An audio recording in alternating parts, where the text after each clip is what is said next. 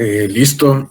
Buenas noches para todos. Me presento, soy Santiago García, soy médico general del Servicio de Urgencias del San Juan de Dios de Río Negro, egresado de la San Martín. Antes de empezar la charla, quiero darles como las gracias a cada uno de ustedes que estuvo conectado cada 15 días y tuvo la voluntad de sacar este grupo de interés adelante. Obviamente a Javale y a todos los que hacen parte del grupo de creadores pues de este grupo. Muchas gracias pues a ellos por tenernos siempre en cuenta, y obviamente al profe Manuel Alejandro, que siempre estuvo presente en cada una de las charlas y siempre nos ayudó como con toda esa retroalimentación de los temas. Me parece que es un momento oportuno pues como de agradecer a cada uno de ustedes de esa actitud que tuvieron durante este semestre, y ojalá durante los siguientes semestres se siga consolidando el grupo y que sea como del interés de cada uno de ustedes, y vean que la urgencia es muy diferente a lo que siempre la han pintado, y que realmente se pueden tomar grandes decisiones en momentos críticos de un paciente y que pueden llevar a la mejoría de estos diagnósticos y obviamente la mejoría del paciente. Entonces vamos a empezar la charla. Va a ser una charla realmente agradable, concisa y rápida. Y bueno, si tienen alguna duda, pues al final vamos a tratar de responder como cada una de esas preguntas. Y me perdonan si en algún momento paro pues como en la charla, pues que la garganta siempre ha estado como molestando en estos días. Entonces vamos a darle inicio pues a esto. Como les dije, pues soy Santiago, soy egresado del 2016 de la San Martín. Próximamente inicio residencia en la cooperativa de urgencias. Esperemos que para agosto estemos empezando ya este nuevo capítulo. Entonces, ¿qué es la disnea? La disnea es un término amplio que indica una variedad de sensaciones desagradables relacionadas con la respiración, incluida la falta de aire o esa sensación de trabajo o esfuerzo respiratorio u opresión que se puede tener en el pecho. La disnea puede variar en intensidad y calidad dependiendo del mecanismo fisiopatológico subyacente, y su percepción está influenciada por las características sociales, culturales y psicológicas del paciente. La disnea aguda es uno de los principales motivos de ingreso al servicio de urgencias, ya que es como una variedad de enfermedades, incluidas enfermedades cardiorrespiratorias, infecciosas y oncológicas. Su intensidad al llegar al servicio de urgencias predice el ingreso hospitalario y se asocia con una estancia prolongada en el servicio de urgencias junto con una alta tasa de mortalidad hospitalaria si no se hace un diagnóstico oportuno. Los médicos deben realizar un diagnóstico rápido y elegir un plan de tratamiento basado en información clínica limitada. Dado que es un tratamiento rápido y preciso, puede salvar las vidas de estos pacientes, y un diagnóstico diferencial siempre se debe tener presente para poder tener como esa salvedad en los diferentes manejos que se tienen. Obviamente es un desafío clínico que requiere una toma de decisiones complejas para disminuir la mortalidad hospitalaria y la duración de la estancia hospitalaria. La dificultad respiratoria es responsable de casi 4 millones de consultas al departamento de urgencias cada año, y es una de las quejas más comunes entre los ancianos. Estos son datos tomados en Estados Unidos, pero pueden ser extrapolados a nuestro país. Su incidencia ha aumentado posterior a la pandemia, con aumento de los casos respiratorios, de las secuelas subyacentes que han quedado, además de un aprendizaje que nos ha quedado en el manejo de la disnea en el servicio de urgencias, lo cual puede llevar a que tomemos mejores decisiones de una forma más rápida, de una forma más concisa con esto. Entonces, para hablar de un poquito de la fisiopatología, vemos que es un desajuste entre las señales aferentes y eferentes que es el principal culpable. Las enfermedades cardiovasculares o respiratorias son la principal causa de malestar, aunque los desequilibrios metabólicos, los problemas neuromusculares o los problemas psicológicos también pueden ser un factor contribuyente a este daño. Por lo tanto, hay 3 factores responsables de la aparición de la disnea que en un momento los vamos a mencionar. Entonces, la disnea ocurre cuando hay un desajuste entre las señales aferentes y eferentes, como cuando la demanda de la ventilación, que podría ser la señal aferente, no se satisface adecuadamente mediante el acto de respiración, que es una señal eferente. El cumplimiento eficiente de las demandas de flujo de aire, la presión de las vías respiratorias y el movimiento pulmonar mediante las señales eferentes puede verse influenciados por el cerebro, que está mediado a través de los receptores aferentes, la gravedad de la disnea aumenta cuando esos sistemas muestran respuestas incorrectas a las órdenes. ¿Cómo así?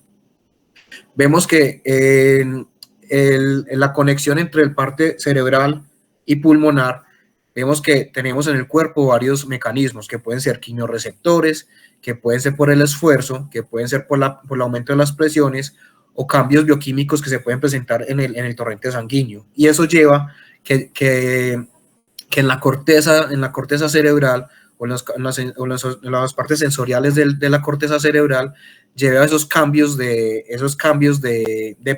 gradientes o de concentraciones químicas que pueden llevar que la respuesta respiratoria vaya a aumentar o disminuir. Ahí vemos pues los diferentes tipos de respiraciones que vemos los pacientes con las diferentes patologías, sea cetoacidosis, sean pacientes con hipercapnia, sean pacientes con congestiones pulmonares por neumonía, por asma o por síndromes respiratorios agudos. Y eso lleva a que esas señales, esas diferentes señales se vean perjudicadas o se vean alteradas, lo cual lleva a un cambio respiratorio del paciente, y el cual va a llevar ya sea a un aumento de la frecuencia respiratoria o un aumento del uso de músculos respiratorios o a un cambio en el patrón respiratorio del paciente, ya sea con unas respiraciones superficiales o unas respiraciones más profundas que llevan como a esa normalidad, o que el cuerpo lleve como a esa normalidad de la respiración. De las tres patologías que estamos hablando ahorita, la primera es como la hipercapnia o la hipoxia, que en estudios en sujetos sanos han demostrado que el aumento de la presión arterial del dióxido de carbono, que se han visto que diferencias entre 4 milímetros de mercurio o 4 milímetros en la presión arterial de oxígeno, pues de CO2, perdón, puede llevar a producir una dificultad respiratoria. Entonces, un aumento agudo en la presión arterial de CO2 que potencialmente contribuye a la disnea es un hecho común en muchas enfermedades como el síndrome de dificultad respiratoria del adulto, en la EPOC, en asma, que lleva a esos cambios de sensación, porque todo esto es una sensación subjetiva del paciente, pero que se puede ver en los diferentes análisis, ya sea en la frecuencia respiratoria, o ya sea pues como el uso de músculos respiratorios, etcétera. La segunda se vemos en la carga mecánica, que es cuando llevemos unos patrones restrictivos o unos patrones, un aumento en la carga elástica o restrictiva contra los músculos respiratorios. Entonces, cuando tenemos pacientes con neumonías o tenemos pacientes que tienen aumento del edema, de un edema agudo, o cuando tenemos pacientes con aumento del moco en los alveolos, que lleva sensación de mayor esfuerzo respiratorio para compensar ese proceso respiratorio del mismo mecanismo respiratorio del paciente. Lo otro es la activación de receptores pulmonares con la información transportada de fibras vagales tipo C, alfa y delta, juegan un papel importante durante las condiciones patológicas caracterizadas en la congestión pulmonar, la liberación de mediadores locales o la alteración de parénquima pulmonar, que lleva a esa sobrecarga respiratoria o que lleva ese aumento en la respuesta respiratoria del paciente.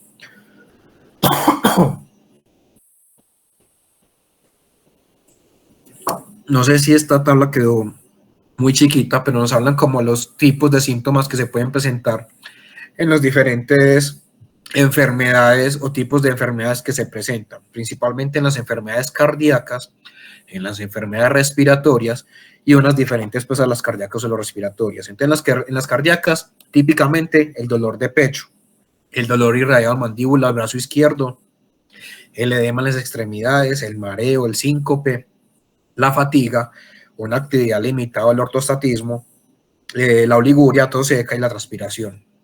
En la parte respiratoria también tenemos la opresión en el pecho, la respiración pesada, rápida, acelerada, el mayor trabajo y esfuerzo para respirar, la hiperinflación del pecho, la taquipnea, tenemos la hipoxemia, tos, la hemoptisis, el estridor o la movilización de secreciones en estos pacientes. O enfermedades que no pueden ser cardíacas o respiratorias, como son pérdida de la conciencia, síncopes, la ansiedad, el pánico, la fatiga, cuando vemos el paciente que está pálido, que tiene oliguria, o está hiperventilando, o también presenta pues como la criodiaforesis en estos pacientes. Entonces la parte del diagnóstico o la evaluación de la disnea la quiero manejar como en tres tres partes importantes. Y algo muy importante es como el manejo de los diferentes niveles de complejidad. Entonces, la evaluación clínica, que la podemos tener en cualquiera de los tres niveles, lo que llaman el ojo clínico, la evaluación del paciente, la anamnesis del paciente y el examen físico que podemos hacer con ese paciente, yo creo que es la parte más importante, independiente de los exámenes médicos o las ayudas diagnósticas complementarias que podamos tener, pero si vos tenés un buen ojo clínico o tenés un buen un buen examen físico con estos pacientes, puedes llevar a un tratamiento oportuno y un manejo inicial de una forma adecuada. Entonces, la principal parte de la evaluación clínica es la frecuencia respiratoria del paciente. Entonces, vemos que pacientes con unas frecuencias respiratorias entre 2 y 22, que es la frecuencia respiratoria normal del adulto, pero si vemos que ya tiene frecuencias, unas taquipneas mayores, o sea, mayor de 22, incluso mayor de 35, pueden ser predictores de pérdida de vía aérea o pueden ser predictores de que el paciente realmente está mal y requiere como algún tipo de ayuda. Signos de distrés respiratorio, como son la taquipnea, la hipernea, las respiraciones superficiales, el uso de músculos accesorios. Vemos que pues, la cianosis que podemos ver en estos pacientes o cambios de posición del paciente para ayudar a mejorar, que son aparte del uso de músculos accesorios, vemos que se ayudan con posiciones maometanas o posiciones que ayudan a aumentar ese opérculo torácico para tener una mejor respiración. Entonces, importante en la parte del examen físico es mirar como todos los patrones o todos los cambios que podemos evidenciar en este paciente en la parte inicial para tomar mejores decisiones del mismo, ¿cierto? Ya con lo segundo, tercero, que serían los biomarcadores sanguíneos, uno que nos ayuda mucho es los gases arteriales en estos pacientes para mirar pues el pH, mirar la presión arterial de oxígeno y la presión arterial de CO2 y obviamente el bicarbonato que nos ayuda a tomar decisiones si el paciente está con alguna acidosis respiratoria o alguna alcalosis respiratoria metabólica y con eso poder tomar decisiones. Entonces pacientes es obvio, pacientes mientras tengan un pH más ácido o una concentración de una presión arterial de CO2 mucho más alta, nos va a llevar que el paciente va a tener mayor mortalidad. Y también viendo el tipo de diagnóstico diferencial que estamos teniendo con estos pacientes. Acá nos hablan pues del BNP o el ProBNP cuando estamos con sospechas de origen cardíaco, obviamente la toma de troponinas, o cuando vemos que es un diagnóstico de un tromboembolismo, el dímero D o el CPK en estos pacientes.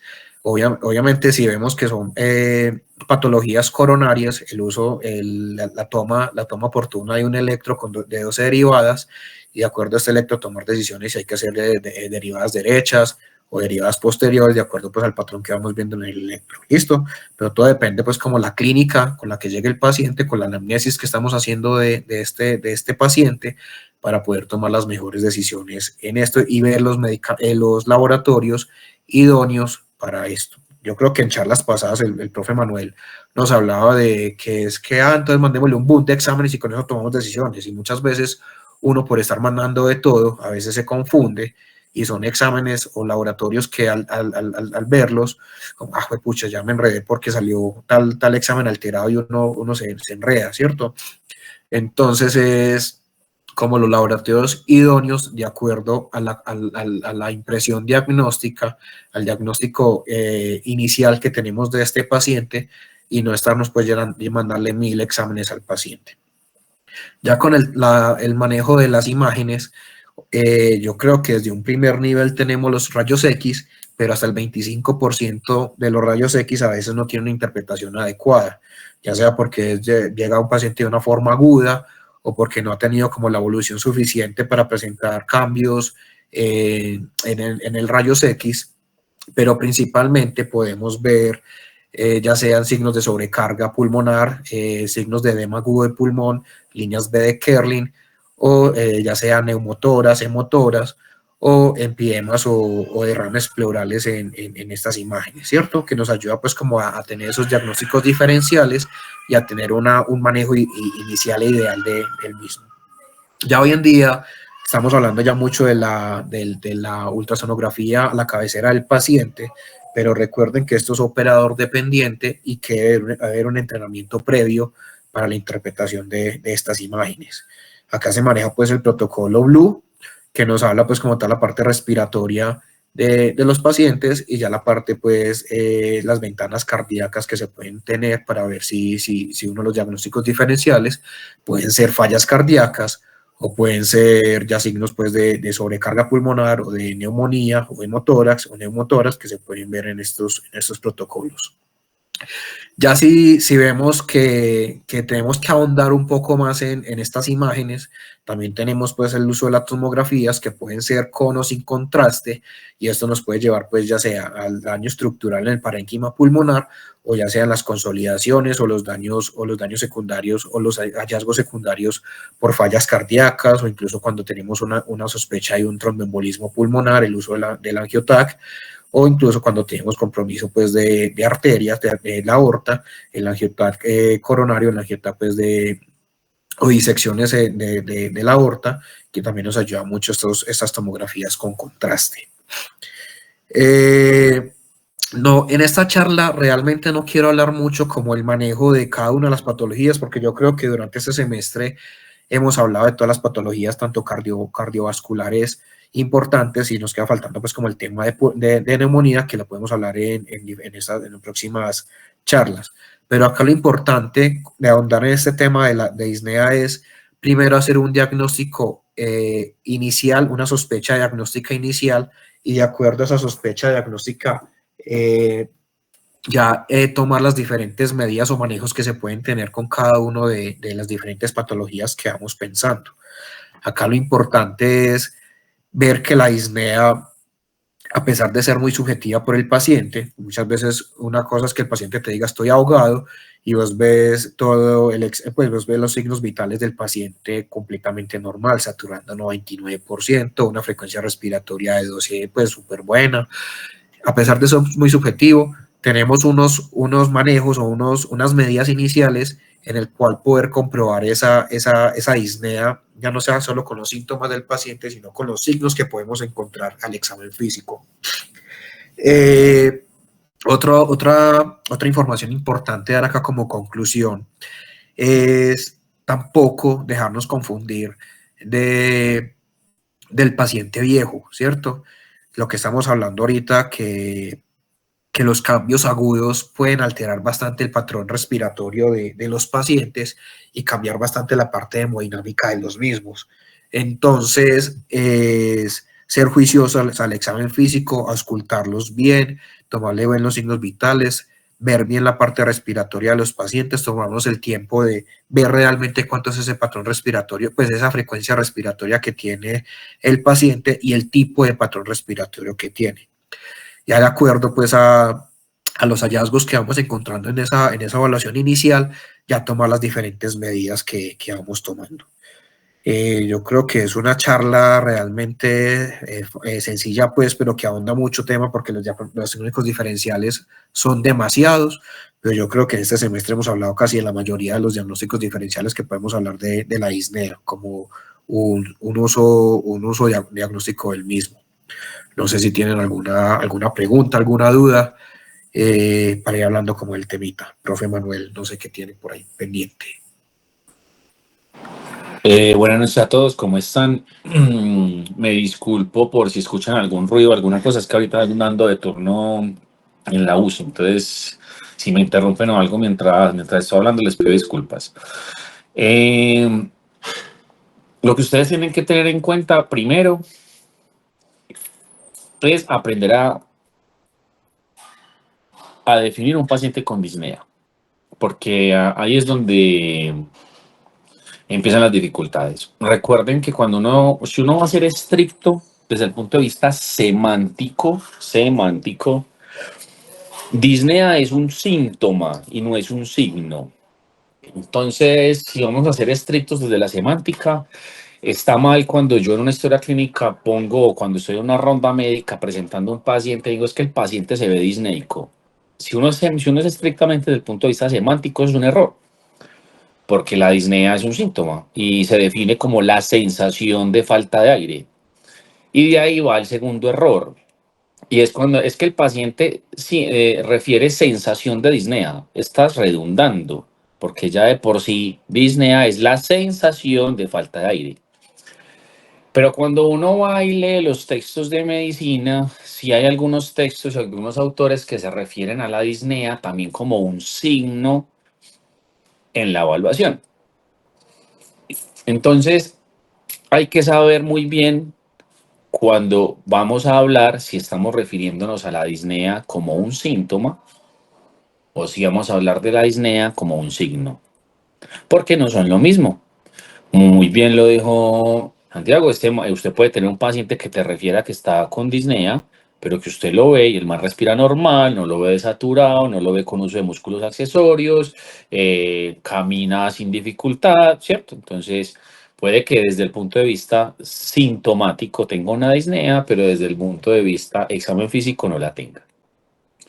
El problema con la disnea en urgencias es que la cantidad de diagnósticos diferenciales puede ser muy amplia, pero la clave está en que usted haga un buen interrogatorio y un buen examen físico.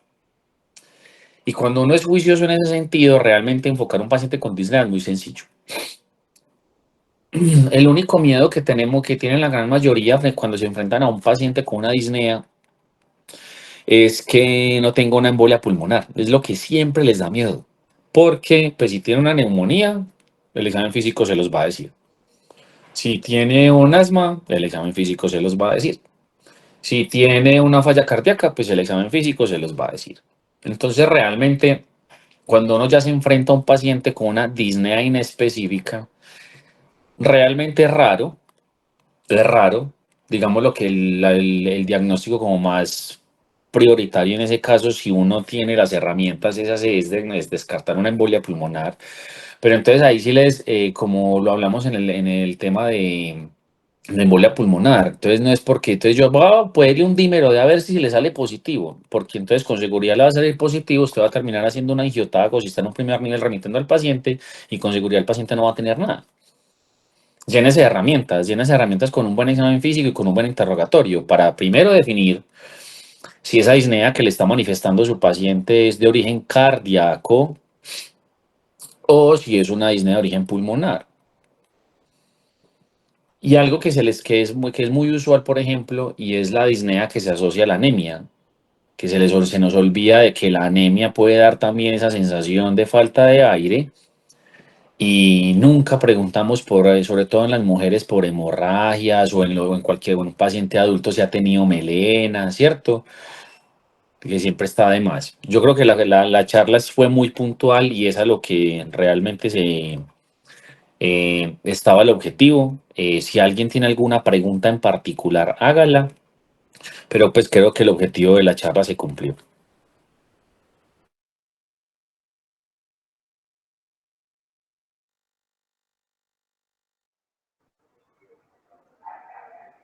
Hola, ¿me escuchan? Sí, señor. Sí. Bueno. No, sí, no, creo que el objetivo de la charla ha sido, pues se cumplió, no tenemos como preguntas tampoco en el chat, recuerden llenar pues como su asistencia.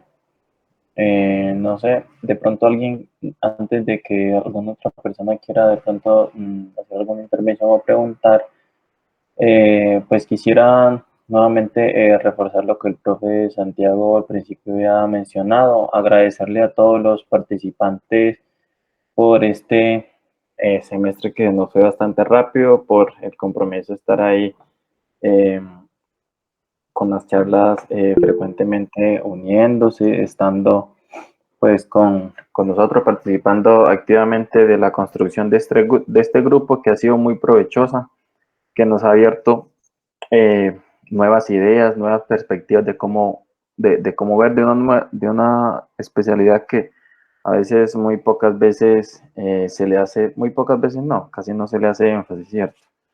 y sabemos el protagonismo y la importancia que se está tomando.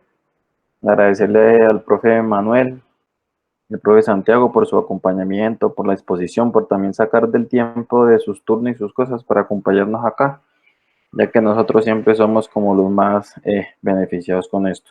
Esperamos seguir realizando este tipo de actividades en la medida vamos. Esto nos sirve también como para ir mejorando, para hacer los planes hacia el futuro. Queremos ir aumentando pues como el nivel, por decirlo así, también en las charlas y en la realización de los temas a veces que son mucho más complicados, de pronto un paciente más crítico, y ahí vamos construyendo conocimiento entre todos. Nuevamente agradecerles y bueno, dejo al profe Santiago acá que levantó la mano. Otra vez en recalcar pues como lo mismo que les dije ahora, muchas gracias a todos.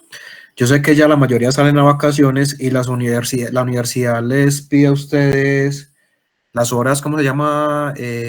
Vale, o David me ayuda. Profesionales. Sí, las horas que piden así. Si ustedes están interesados, yo estoy hasta el 20 de junio en el hospital. Me pueden hablar, me pueden escribir y cuadramos pues para que tengan las horas. Yo se las valido con la universidad para que salgan de eso rápido pues y sean provechosos pues en el servicio de urgencias. Pues los que han estado en Río Negro saben que es un servicio que se mueve bastante, que hay bastante oportunidad para ustedes para aprender e ir afianzando como de esos temas que se han hablado durante el semestre. Entonces, si quieren subir a Río Negro y hacer las horas allá, no hay ningún problema.